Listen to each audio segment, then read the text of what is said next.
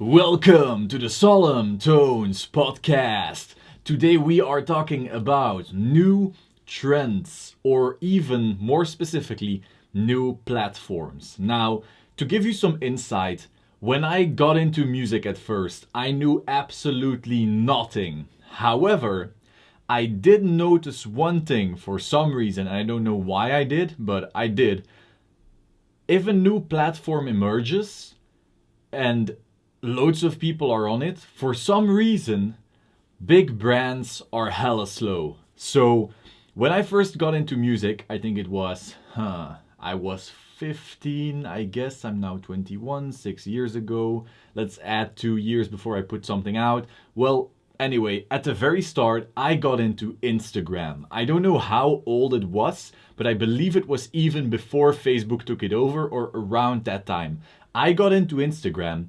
I started sharing my music journey on it, and I grew super fast, but like insanely fast. I also, of course, did the whole follow for follow thing. I mean, everyone was doing it. All the cool kids were doing it, so I did it too. Of course, all those followers followed me for the way I looked back then, which was, your typical metalcore thing from 2013. So you had the long hair in front of your face, the overall androgynous look and so forth. So all those followers, I still have them, but they completely ignore me now because I'm totally different by now. And also the new algorithm makes it so once people stop liking your stuff, they no longer see your posts. So those people are all empty likes by now. However, back then it was a big deal and people actually followed me, and I grew really quickly to over 10,000 and over 20,000 followers. So purely because I was there early. I was one of the first people to actually post my pretty well produced metalcore covers on there, my own music, got loads of views on it, and it immediately taught me that being early on these things is so insanely important. This is actually a story from Gary Vaynerchuk. You know Google AdWords probably. Well, when he got into Google AdWords, the program had just launched. So then he could buy all the words. If you don't know, you basically bid for words. And then when people type in those words, you, the highest bidder, actually gets on top of all the searches. So you could bid on words and then you bid against your competitors. Whoever wins the bid gets their stuff on the first page, on the very first row. So back then, the bid for a word could be like 5 cents or 1 cent, something insane like that. Right now, the bid for a word could easily be $10.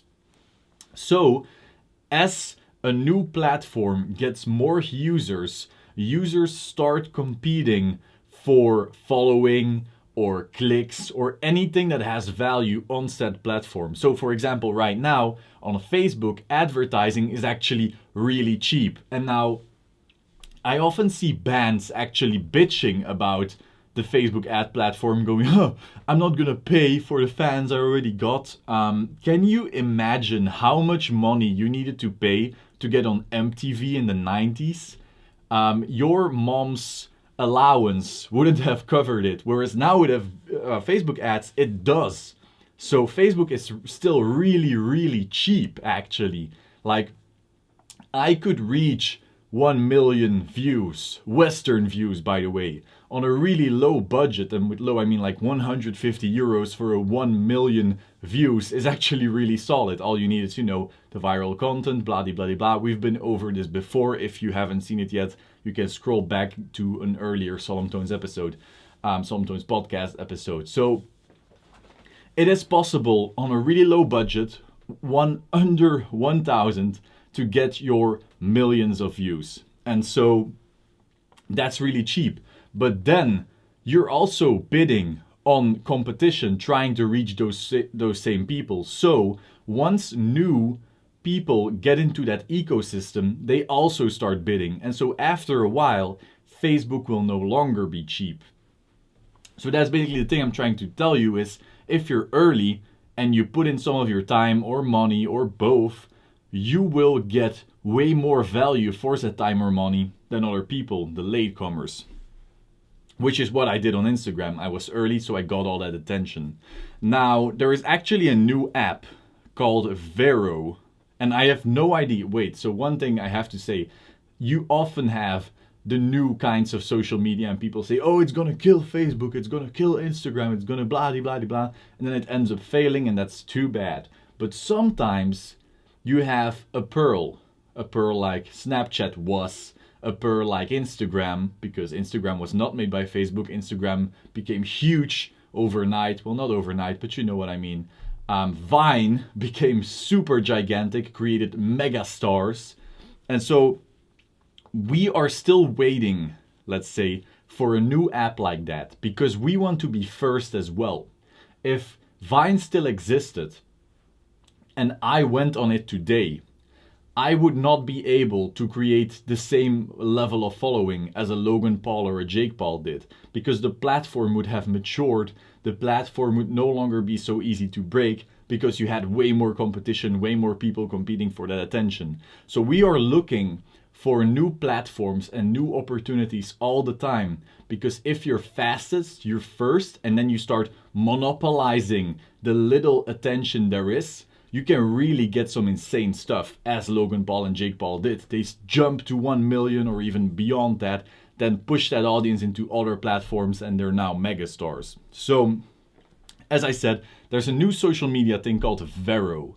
It kind of looks like Instagram. If you're watching on YouTube, you can check it out right here. It kind of looks like Instagram, but it's different, because the way you post, what you can post, is actually different.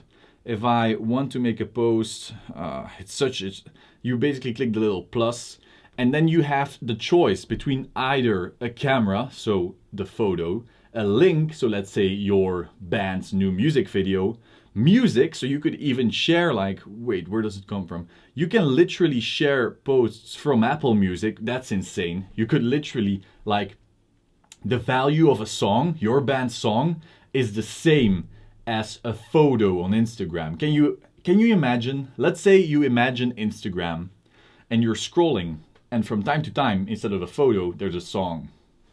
That has some insane value for music. So you can post music just like that. You can also post a movie or a TV show.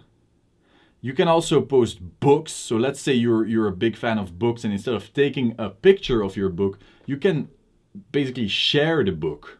And then people can immediately buy the book from there. So if you're an author, that has some value. And then place, so you can share location. So let's say you want to share a restaurant, you can share that restaurant rather than sharing a photo of said restaurant. So no matter what business you're in, there is some value of stuff you can share. And so this could be something, we don't know. Maybe Vero will be an insane, gigantic platform of social media and the next thing to get huge on, because people are hyping it up, but big companies aren't jumping on it just yet because it's not that known. We have the same happening to Musical.ly. So we don't know. However, if you want to be sure that if it does work out, you know all about it and you can start monopolizing the attention, then you want to check it out. You want to see, like, okay, what is this Vero thing? Does it work? Okay, how does it work? Blah, blah, blah, blah. How do you get on top of the page? How do you do this and that? You just, as you can see right here, if you're on a video or not, you can just download it yourself, check it out. And maybe it's a complete fluke. Maybe it is completely terrible and everyone forgets about it. Everyone laughs at it, because there are many, many social media apps like that that just popped up and then vanished. But if it doesn't, there is some value in being first. And so today I will just be checking out this app, playing around with it, because loads of people, both in Belgium and the US, because I check out my Facebook newsfeed, are saying it's so cool. So I'm gonna be on this. I'm gonna be researching whether it has viability for whether it's my music brand or my company, Solemn Tones, whether it has viability as some kind of a content distribution platform. And then depending on if it lives, I'm just gonna be on it and I'm gonna try to fucking monopolize the damn shit out of it. I will capitalize on it so damn hard. And if it doesn't, well, too bad, I lost a day. Who cares? Many people lose days every single day because they keep wasting time. So this is not a wasted day per se. So that's just all I want to talk about today. New app might be something huge. If it is, you want to be part of that train. If it isn't, well, too bad. You lost a day of research. Who cares? As always, if you found this interesting, please leave a review on iTunes. 5 stars, that shit. I would truly appreciate it. I will see you soon on the Solemn Tones podcast. Ciao.